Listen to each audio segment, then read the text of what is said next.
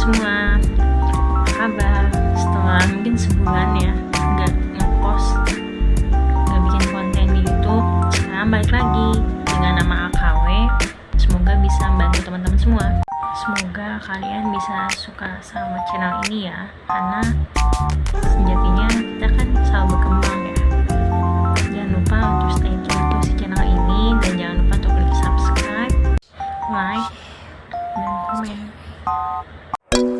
Nah, jadi pengumpul itu orang yang mengumpulkan di satu tempat. Apa sinonim yang paling persis dari semua opsi jawaban ini? Dari semua opsi yang ada, yang paling kita itu adalah yang ini, pengumpul. Kan dia mengumpulkan. Jadi kalau misalnya dia dalam bentuk orang, maka bukan lagi kata kerja. Mengumpulkan ini menggunakan itu, yaitu pengumpul. Nah, ini akan sama kasusnya dengan kata melalikan.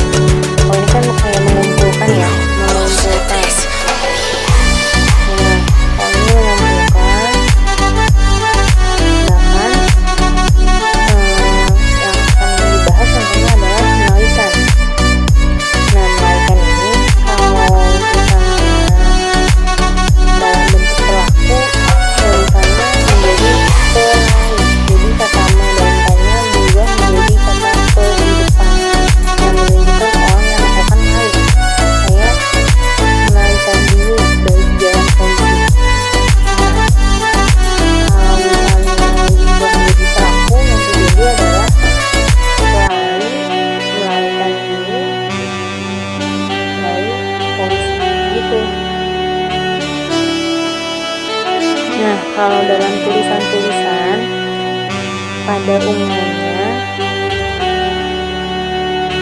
kalau misalnya ada kasus kita mau menulis mengumpulkan, tapi masalahnya terbatas sama space. Nah, kita misalnya nggak bisa nulis di sini, misal karena kita nggak bisa nulis, jadinya berubah menjadinya bentuk stick di samping huruf menjadi tanda garis bawah. Jadi seperti yang dicontohkan ini, nah ini menandakan bahwa tulisannya masih berlanjut. Berlanjutnya kemana? Berlanjutnya langsung ke bawah, kayak gitu. Kalau ada yang masih bingung, bisa komen di kolom komentar ya. Nah, kan kita lanjut ke soal yang nomor 11, sinonim dari konspirasi. Nah, konspirasi ini artinya persekongkolan atau komplotan.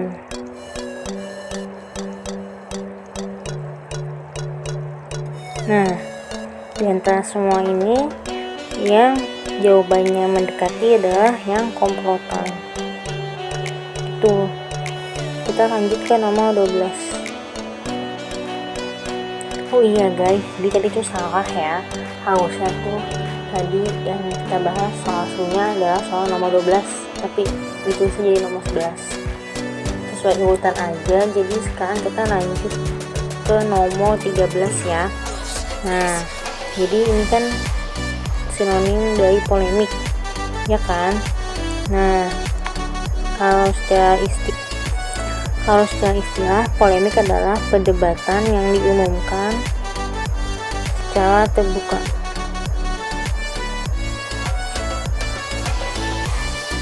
Nah, kalau kayak gini, sinonimnya apa yang mendekati? Kalau ada yang bilang diskusi itu sebenarnya kurang pas ya. Tapi kalau jawab perselisihan juga sebenarnya kurang pas. Kenapa? Karena kalau perselisihan itu kan bisa dilakukan secara tertutup dan bisa dilakukan secara terbuka. Sedangkan polemik ini dia spesifik. Dia bilangnya adalah secara harfiahnya adalah perdebatan yang diumumkan secara terbuka. Jadi yang paling memungkinkan adalah perdebatan, di mana perdebatan ini seringnya diumumkan secara terbuka. polemik ini adalah, nah kira-kira kayak gini tulisannya.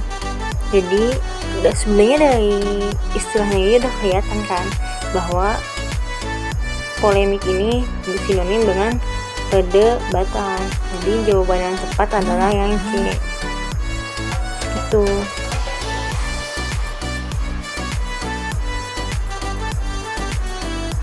Lanjut ya ke nomor 14.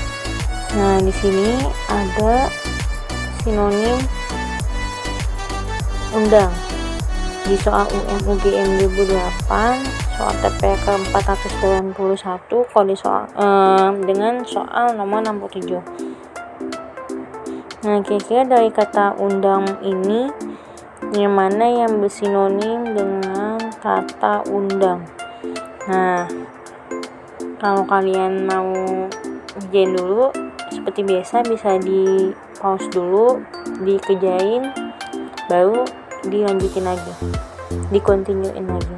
Nah, jadi ngomong-ngomong, continue itu secara tulisan bahasa Indonesia tulisannya adalah continue ya, continue. Mungkin ada yang udah tahu dan mungkin ada yang belum tahu, jadi bisa dijadikan bahan pelajaran untuk hal ini. Nah, sekarang soal yang undang ini gimana nih? Mana yang sama dengan kata undang? Nah, arti undang sendiri adalah memanggil supaya datang. Nih kalau kalian mau lihat proses penulisannya, jadi ini ditulis dulu. Tadi kan arti undang adalah memanggil supaya datang.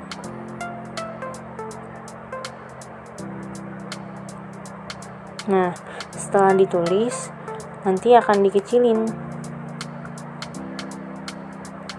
Pertama dari sini dulu.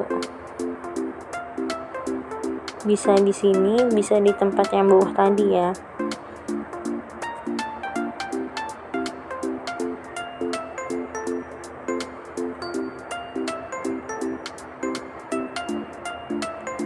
Nah, jadi kayak gitu penulis cara saya buat nulis di HP. Semoga bisa jadi bahan pelajaran juga ya bagi yang mau nyoba-nyoba ngerjain tugas lewat HP. Nah, dari katanya aja secara istilah memanggil supaya datang. Jadi udah mulai kelihatan belum menurut kalian sinonim mana dari pilihan-pilihan jawaban ini yang sesuai dengan artinya? Nah, kalau ada yang jawab, kita coba bahas satu-satu ya. Kalau akrab itu kurang match ya, kurang sesuai dengan istilahnya. Kalau goda juga termasuk kurang sesuai, bukan? Nah, kalau ajak itu kan artinya mengundang ya kan, secara kata-katanya aja udah.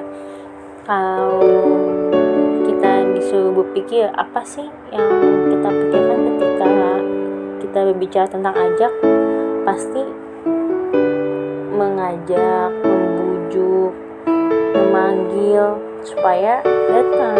Jadi jawaban setuju dan tidak tahu ini jawaban setuju dengan jawaban tahu yang ada di sini pasti udah gak sesuai lagi, bukan? Nah, jadi jawaban yang tepat itu yang C, ajak gitu ya. Tapi kalau misalnya masih ada pertanyaan seputar sinonim yang belum tahu atau mungkin referensinya, bisa tinggalin pertanyaan di kolom komentar ya. Nanti bakal dibacain kok pasti. Tenang aja. Kita lanjut ke nomor 15 ya. Nah, di sini ada soal UM/UGM 2009. Jadi di sini ada soal UGM 2009, soal TPA dengan kode soal 931, soal nomor 61. Nah, ditanyakan di sini adalah sinonim dari kata kata gegal. Nah, apa itu sinonim dari kata gegal? Nah, gegal itu secara harfiah artinya guncang, goyang, gentar. Artinya secara harfiah adalah guncang, goyang. Nah, kalau udah gini udah mulai kelihatan belum mana yang paling sesuai sinonimnya yang ada di opsi jawaban yang tersedia? Udah kan? Yaitu goncang.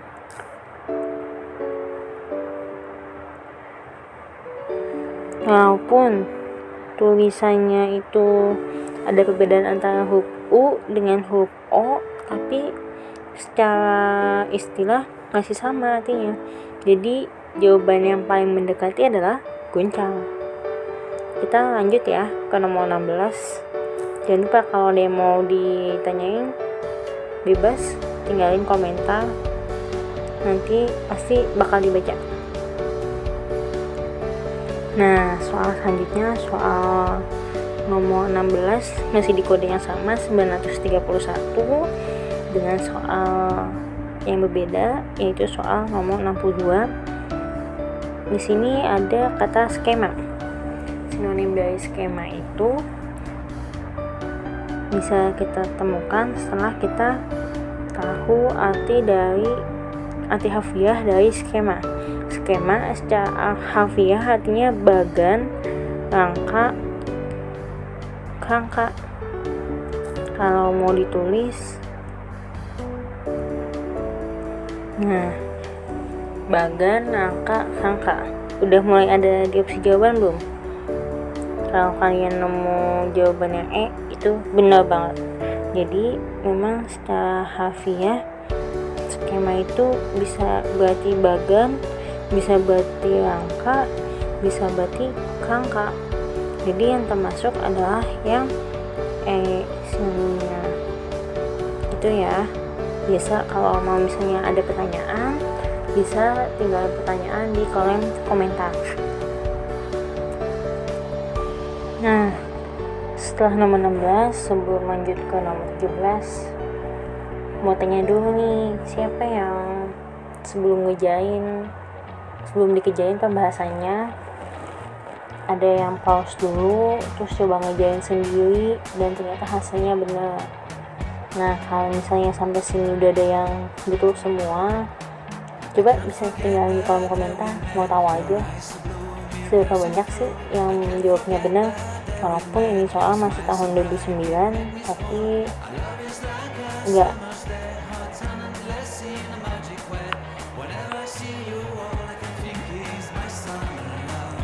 mustahil juga gitu untuk bisa muncul di soal tahun 2021.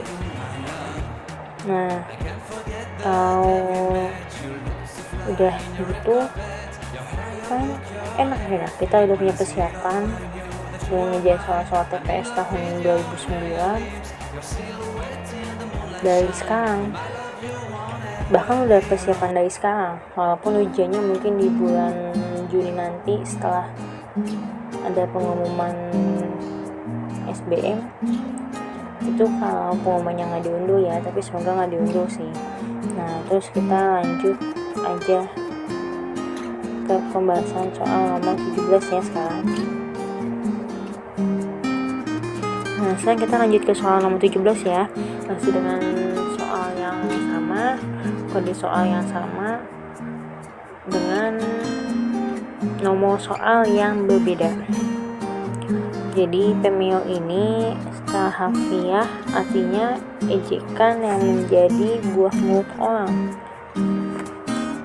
Sebenarnya bukan secara harfiah juga ya, secara istilah, karena ini dijelaskannya secara satu kata langsung, pemeo, yang berarti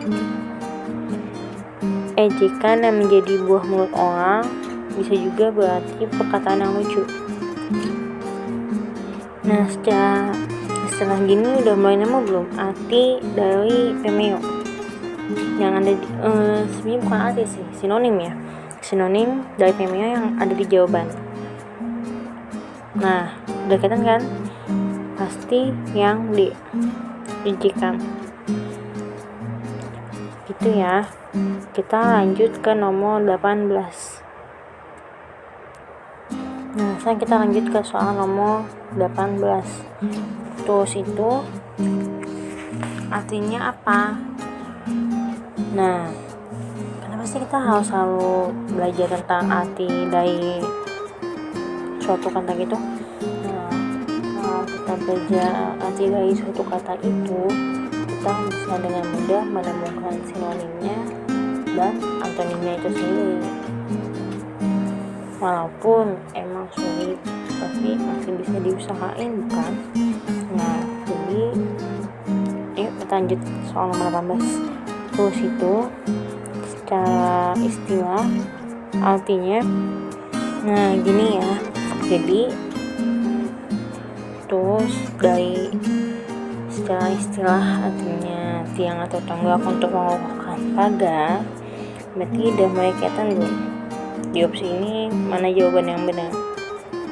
Pasti udah kan, sinonim kan, yang mirip-mirip, jadi udah pasti kelihatan jawabannya yang B, tiang. Oke, lanjut ya ke nomor 19. Nah, kita lanjut ke soal UM-UGM yang sama dengan nomor soal yang berbeda. Soal nomor 65, prevalensi. Apa sih yang kita pikirin ketika kita berpikir prevalensi? Mungkin ada yang udah langsung dapat pilihan cling langsung dapat jawabannya, dan kalau misalnya benar selamat ya buat kalian. Tapi kalau misalnya buatnya masih bingung-bingung ini apa ya kira-kira ya. Nah, kalau kayak gitu itu sebenarnya hal yang umum sih, jadi itu masih bisa diperbaiki ya dengan banyak-banyak baca buku. Nah, tapi kalau misalnya masih belum bisa juga lewat baca buku, coba sering-sering latihan soal. Jadi kayak gini, kalau misalnya ada nemu kata-kata yang kurang paham, kita bikin prevalensi, tanda tanya, langsung kita pilih opsi jawaban. Nah, terus kita cari-cari dulu di internet gimana sih jawaban yang benar. Nah, kalau udah gitu, dari pilihan opsi jawaban, sebenarnya pilihan itu bisa kita buat sendiri setelah kita tahu artinya di internet. Jadi yang kita tahu artinya di internet, kita tahu di opsi B. Nah, kalau misalnya kita nggak tahu artinya tapi pengen bikin opsi jawaban sendiri, jangan ya, itu salah. Kita itu emang penting buat belajar, memang penting, tapi kita itu juga harus belajar caranya belajar. Nah, karena belajar itu juga butuh ilmu. Untuk belajar aja, untuk mengetahui bagaimana strategi belajar itu juga butuh ilmu. Bahkan ketika kita ingin buang sampah, itu juga harus ada ilmunya. Kenapa? Kalau misalnya kita kan buang sampah harus diikat, tapi ketika kita tidak mengikat plastiknya ketika buang sampah, misalnya plastik rumah tangga ya yang suka kita buang ketika kita udah selesai masak, nah kita buang ke tempat sampah, itu harus diikat. Kenapa?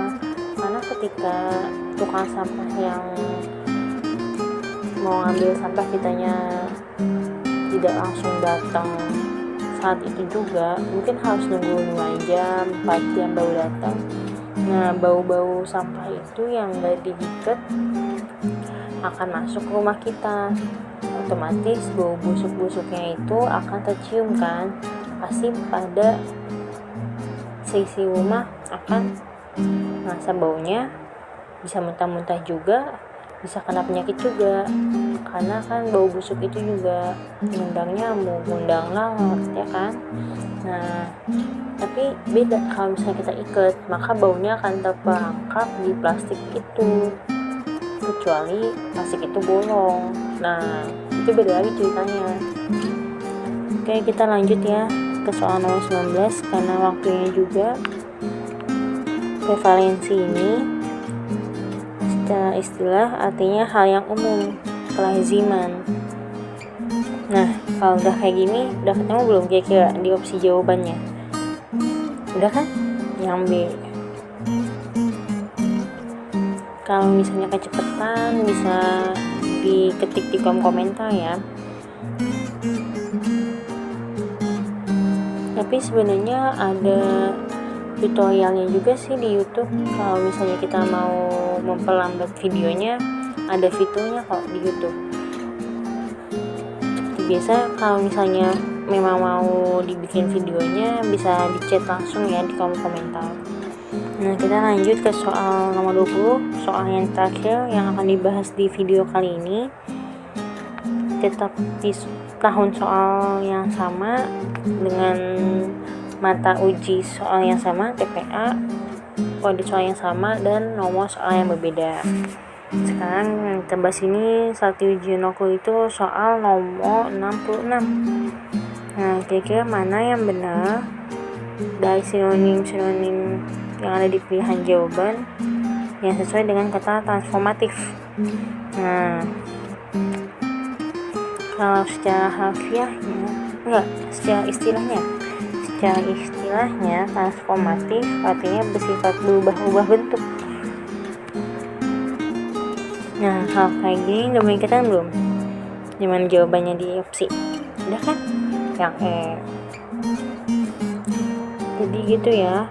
Jadi kalau misalnya ada yang bingung gimana cara nginget sinonim-sinonim, bisa coba bikin soal sendiri di setiap sinonim-sinonim yang lupa. Jadi misal suka bingung nih nentuin antara transformatif sama Romeo, itu gimana perbedaannya. Nah, jadi bisa bikin soal sendiri dengan opsi jawaban juga supaya kita bisa milih. Terus kita sisipin jawaban sinonim yang sebenarnya di pilihan-pilihan opsi jawaban, bisa di A sampai E, tinggal dipilih aja mau yang mana gitu ya. Nah, sekian aja dari soal kali ini, semoga kalian menikmati. Kalau misalnya ada yang kekurangan penjelasan, bisa tinggalin komentar di kolom komentar YouTube ini. Dan kalau misalnya ada kekurangan, bebas kok buat nulis juga di kolom komentar, karena kan negara Indonesia adalah negara yang demokrasi. Jadi kalian bisa nulis apapun di kolom komentar selagi tidak mengandung salah dan tidak melanggar batas hukum yang ada gitu ya. Tetap semangat buat ngejar UGM, karena kita semua adalah